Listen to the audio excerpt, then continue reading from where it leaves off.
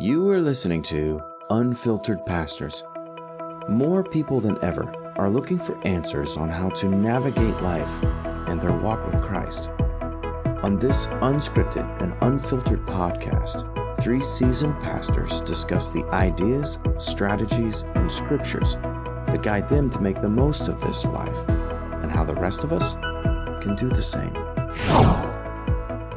Well, we welcome you to this week's episode of Unfiltered Pastors, where we have been having a discussion on distractions this month.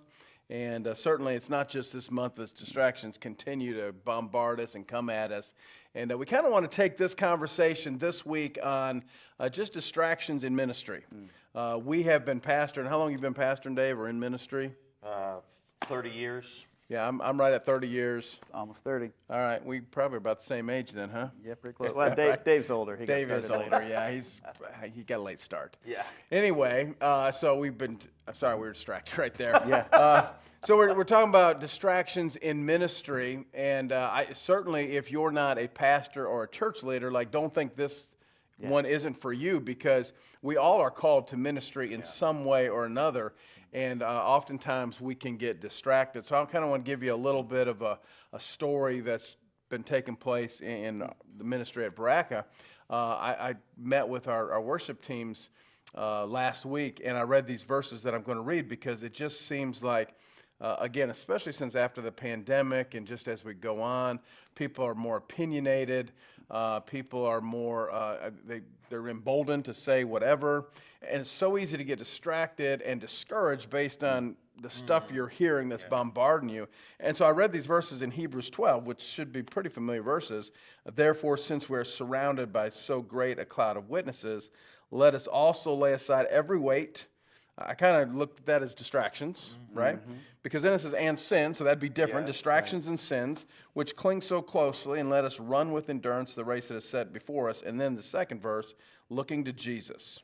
And we talked a little bit about staying focused last week, looking to Jesus, the founder and perfecter of our faith. And certainly those verses, when I shared them with our worship team, what I was really saying is listen, there's always going to be distractions that bombard us, but we got to keep our focus on Jesus. And I think that's so key in ministry, and whether you're a pastor or coming to church and trying to be involved in ministry, trying to help people. Yeah, and they're not always negative things. They can just be life. It can just be my schedule, and people go, oh, I went through my whole day, and did you notice anybody? Did you see an opportunity for ministry? Did you pray for anybody? It's not that we set those times, but it's also can be... Sorry, that bug was distracting me, Dave. It could be any number of those things where really ministry is right there around us, and we don't see it because we're like, oh, I'm doing this, I'm doing this. And we think, like we talked 2 weeks ago, distractions are what come from the outside and pull us away. But what that verse says is ministry focuses on Jesus. This is your life.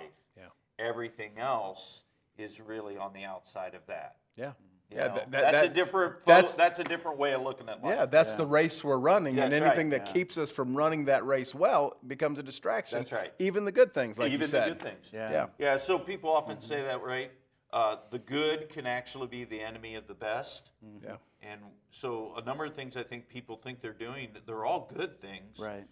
But Jesus calls us to one thing. Yeah, that's good. Yeah, it's hard too in ministry because you want to be open to see where the Spirit's leading. So discerning when is this distraction actually the Spirit leading you to, meet with someone, talk with someone, and when is it a distraction away from what you're supposed to do? That to me, that's where I get, hung up at times, trying to figure out and discern, because I'm more of a people person. I like to be around people.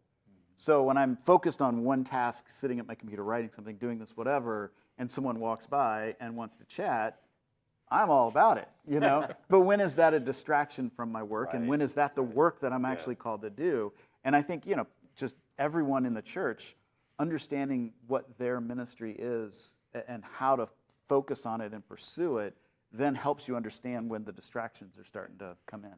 Yeah, I think sometimes it's just focusing on the things that are all a part of that central thing. We've been doing an emphasis on prayer in the life of our church, and now I'm starting to get people to text me and say, hey, so-and-so drove me to the airport, and I prayed over them. Yeah. And then, a minute later, a car came careening across the interstate, and they said the main thing I prayed for was protection. Yeah. Coincidence, whether you think it's coincidence or not, this person said, I was thinking more about prayer because we've been talking about prayer, and this is part of my focus on Jesus. Yeah. Somebody else just said, I was over here at this place, God gave me the opportunity, that person walked by my computer or whatever, and it became an opportunity for ministry because I was thinking about that. Right. Like you said, if we're just flowing through life, it's like, this could be an opportunity. This could be an opportunity. Everything seems like an opportunity. It does feel like, though, sometimes, the other side of that is people who want to volunteer, want to help, and that's awesome. We love it. We want to do everything we can to equip them and support them. And then, 3 weeks into whatever they're doing, all of a sudden, oh yeah, I couldn't make it. I had to do this, or I had to do this. And there's always an excuse for why I couldn't show up, or I couldn't do this, And usually it's a distraction of, oh, well, a friend called. And, we went out to dinner, and, oh, I prayed for him, so it's ministry, right? It's, wait a minute. There's a commitment, and there's balancing all of that is, we see both sides of that as pastors. Without being legalism, where you're going, I have to do this because I do it. Yeah. Dawson Trotman, who was head of the Navigators, used to often have people come, want to talk to him and things, and he had a set time every night, and he said, you can stay as long as you want. I'm going to bed because I have an appointment with Jesus in the morning, and I don't miss that appointment. Right. And he wasn't being rude, or he wasn't trying to say to other people, you're unimportant, but he was very saying conscious. Jesus is more important. That's right. And I will schedule or structure my life around that. So when we're talking about commitment, we don't want people to say they don't have a life. Right. We just want them to say, count the cost, and if you're going to make that commitment, then we need to follow through. And don't all of us need to do that? Isn't that part of running the race? Yeah. And I think really running the race could be boiled down to what Jesus gave us as the great commandment: love God and love others as yourself. Yep. And if you can live every day and say, I nailed that, good job. Well, then you're doing well. Yep. Yeah. So certainly thank you for joining us this week, and we trust that this is a blessing and a help to you in your walk. As we talk about distractions, next week we're going to be looking at just kind of more of an application, like if we're distracted, like how can we run the race better? And so would you like this and comment on it and subscribe to it, share it?